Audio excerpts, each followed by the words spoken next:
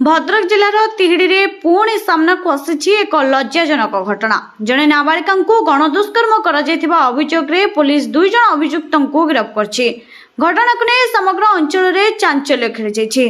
सूचना अनुसार टेंट पकाई रोकुवा एक परिवार नाबालिका 2 जन श्रमिक जोरपूर्वक नहीं जाई दुष्कर्म करथिबा अभियोग होईछि। उभय अभियुक्त तिहिड़ी बाजार में चलथिबा ड्रेन निर्माण काम नियोजित थिले। घटना पर सेमाने सेठारु पलाइबाकू उद्यम करथबा बेले जने स्थानीय व्यक्ति नजर पड़थिले। से व्यक्ति घटनास्थल में पहुंची नाबालिका उद्धार करथिले एवं तुरंत पुलिस को खबर देथिले। सूचना पाइबा परे तिहिड़ी थाना पुलिस तुरंत घटनास्थल में पहुंची 2 अभियुक्त को काबू करथिला। गिरफ होइतिबा 2 जनक मध्यरु जने बिहार बासिंदा होइतिबा बेले अन्य जने स्थानीय अंचलर बोली पुलिस सूचना देछि। पुलिस पीड़िता बयान रेकर्ड करने सह डाक्तरी परीक्षा पठाई। घटनार समस्त दिग को नहीं तदंत चलता बेले अभियुक्त विरोध में संपृक्त आईन अनुसार मामला रुजु कर जड़े सचेतन स्थानीय व्यक्ति तत्परता जो पुलिस तुरंत अभियुक्त को काबू कर पार्थिला।